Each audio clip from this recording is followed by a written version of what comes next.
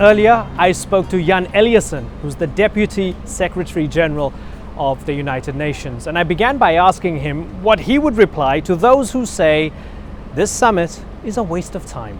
We proved them wrong by sending strong messages from this conference that we're going to do things differently in the future and as soon as possible. I think the meeting is a great step forward, a great mobilization of efforts, putting people in the center, and we can see results in the area of prevention, in the area of respect of international humanitarian law, in the area of humanitarian and development activities coming together as one, in the area of implementing the new goals that we are talking about relating to those furthest behind, and of course progress in the area of financing for development and finance for humanitarian action. There are a number of very concrete hands-on commitments made, and this is not a talk shop, this is a meeting for action. It's a alarm clock, in fact, of us putting human beings in the center, the huge suffering that we see around the world, not least in your own neighborhood. If a Syrian refugee is watching this, what message do you have for them? Well, the message that I would want to say from the UN generally is, of course, we hope that the talks will continue so that we can finally have a peaceful settlement of the conflict. But that is going on in New York and in Geneva, those discussions. But what we discuss here is how we can better help people with humanitarian assistance, not only in Syria, where the suffering is enormous, but also in the neighboring countries. I was in this country 6 weeks ago. I saw the situation at the border of Syria. You have done a great job taking care of so many refugees in the country, but we have enormous pressures on infrastructure here, Lebanon and Jordan. There are commitments made to make sure that we don't only give humanitarian assistance, but also help with infrastructure. This is one of the concrete aspects coming out of this meeting.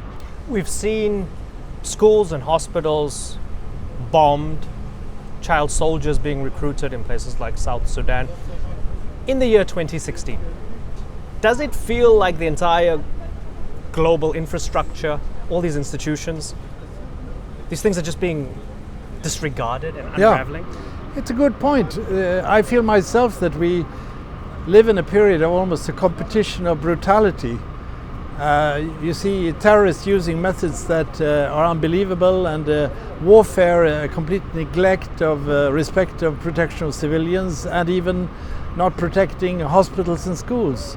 And this is actually one of the reasons why this conference is so important, because one of the key takeaways from this meeting will be a call for and action taken for higher respect of international law. The price will be very high, not only in terms of public opinion, but in terms of actions taken by members to react against these steps. In the Security Council, in the UN, now there are measures taken to stop this trend.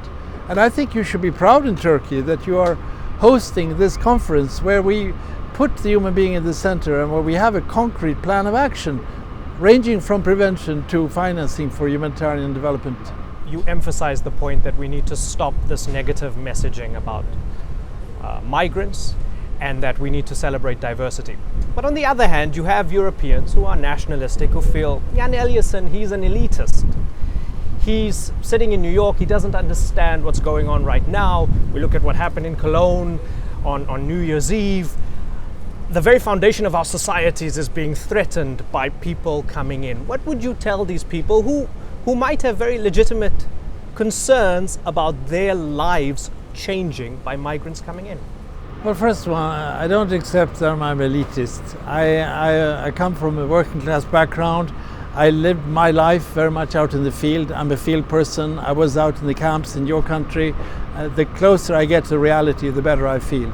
So that's why my heart is. The first 3 words of the UN Charter is "We the peoples." That's what I work for.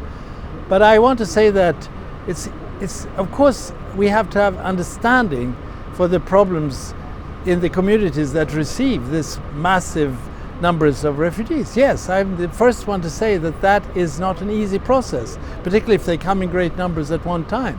So you have to have respect for the reactions of people and the political reactions to it which take place. But on the other hand, I think we need to have a more positive narrative from the point of view that in the longer term and even in the middle term, you have effects on economic growth that are positive, you have effects on demographic growth which are positive, you have the remittances, particularly from migrants and refugees, to work, going back to their home country, which is twice the size of all official development assistance in the world.